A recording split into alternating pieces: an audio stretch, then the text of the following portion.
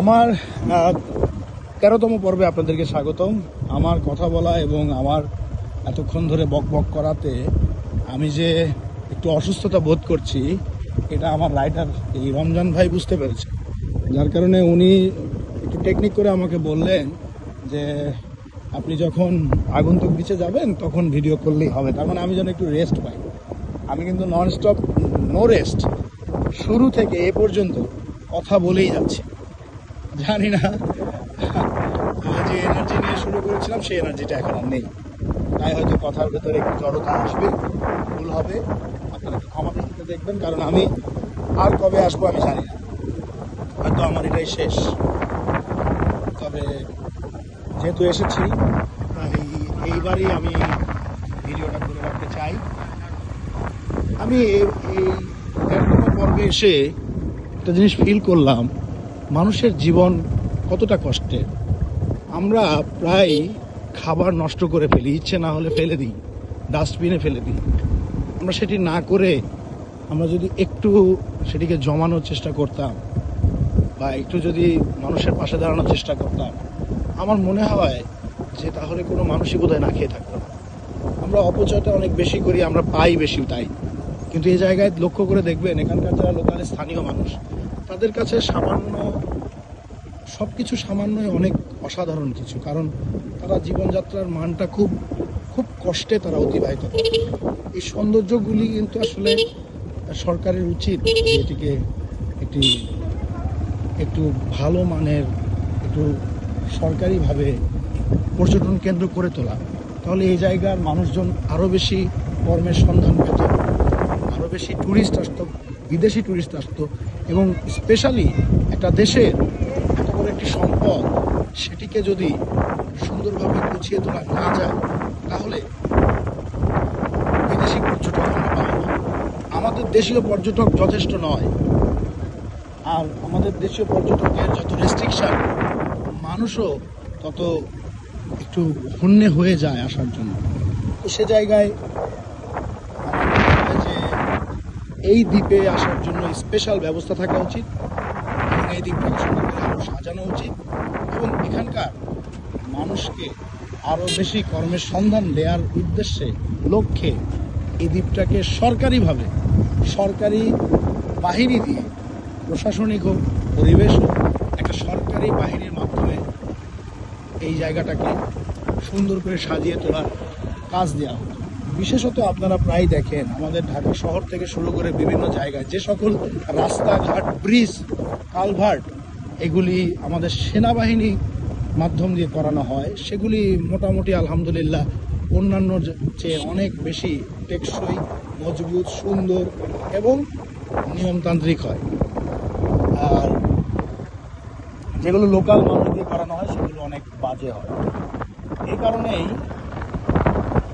কিছু স্পেশাল বাহিনী দিয়ে বা মানুষজন দিয়ে, যারা ট্রেনার, জানে, বোঝে, সৎ, নিষ্ঠাবান, নির্ভীক, এই লোকগুলির মাধ্যমে যদি এই দ্বীপটা সাজানো, গোছানো, সৌন্দর্য, নিয়মতান্ত্রিক করা যায়, তাহলে আমার বিশ্বাস অবশ্যই আপনারা এখানে পর্যটক করতে পারবেন।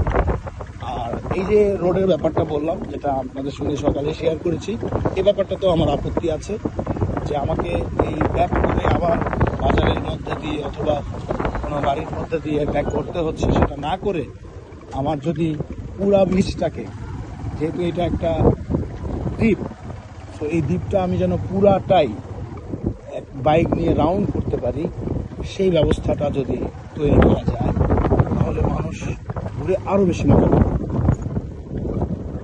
তো এই ছিল মূলত, এই সে আবার ঝিনুক, শুটকি শুকানোর জায়গা এদিকে অনেকটা কম।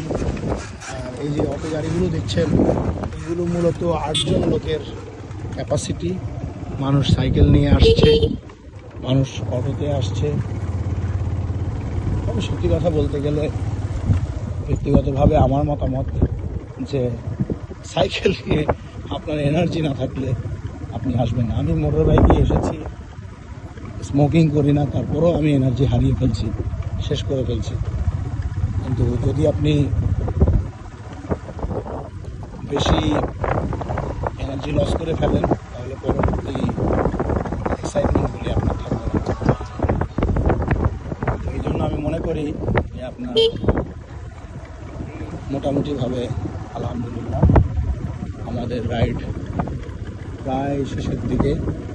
আমরা একটা বিচে যাব, আগন্তুক বিচ, সেখানকার ভিডিও তুলব, ছবি তুলব এবং তারপরে আমাদের এই রাইড আমরা শেষ করব। এবং এই সেই রাস্তা দিয়ে আমরা ঢুকলাম। বিয়ে বাড়িটা আরেকটু সামনে ছিল, আমরা এখন এই রাস্তা দিয়ে ঢুকে যাব সেই আগন্তুক বিচের দিকে। বিচ থেকে খুব কষ্টের ব্যাপার আসলে এই জায়গাগুলি মুখস্থ না থাকলে, রেগুলার বেসিস বাইক না চালালে হুট করে নতুন একজন বাইকার আসলে খুব টাফ হয়ে যায়। কারণ এই জায়গাগুলি বালু মাটি।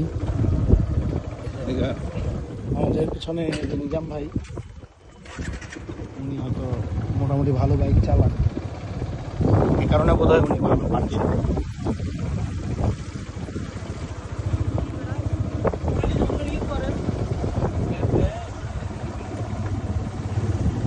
এখানে অনেক রকমের বাইক আছে, স্কুটি আছে, পালসার আছে, আপনি যে কোনো বাইক দিয়েই যেতে পারবেন।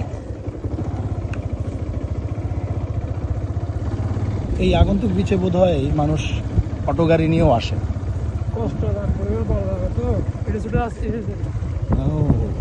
এবং দেখুন এগুলো জমিতে কিন্তু চাষ হচ্ছে, কিন্তু চাষ হচ্ছে এই জমিগুলি কিন্তু উর্বর। হ্যাঁ, বুঝি না, পশ্চিম সাইডে। এখন এই যে আমাদের হারুন ভাই অলরেডি বাইক নিয়ে চলে এসেছে।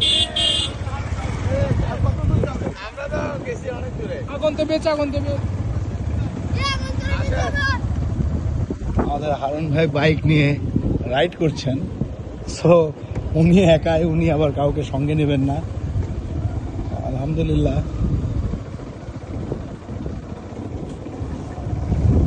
এই ভেতরটা কিন্তু আসলে গ্রামের মতো। আসলে আমার অন্যরকম একটা ফিল হচ্ছে, কারণ আমি পাশটা ঢুকিনি। বিশ্বাস করেন, এই পাশটা আমি ঢুকিনি, আমি এটা এক্সপ্লোর করতে পারিনি। এই এই এই সাইডটা আসলে এমন যে গ্রামের মতো, বাড়ি ঘর, তারপর সবজি, তারপরে বিভিন্ন চাষাবাদ হবে পশ্চিম সাইডটাতে। সেন্ট মার্টিন দ্বীপের পশ্চিম সাইডটা এত সুন্দর গ্রামীণ পরিবেশ, এটা মনে হচ্ছে না এটা একটা দ্বীপ। হ্যাঁ, অসাধারণ। এখানে জমির ক্রয় বিক্রয় হয়। এখানে জমির দাম কেমন? হ্যাঁ, মানে 1 শতকের দাম কত? 1 বিঘা কত? 70 লাখ। 1 বিঘা জমির দাম 70 লাখ টাকা। এইবার দেখেন আমরা জমি দিয়ে চলে আসলাম আগন্তুক বিচে। আমরা যাব এই ক্ষেত্রে 13তম। আচ্ছা, আপনি বাইক এখানে রেখে দেন, নিয়ে যেতে নিষেধ করলো।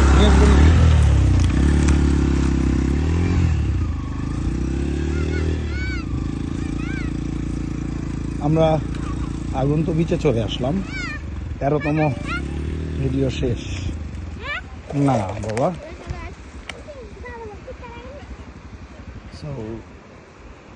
আগন্তুক বিচ 13তম ভিডিওর শেষ।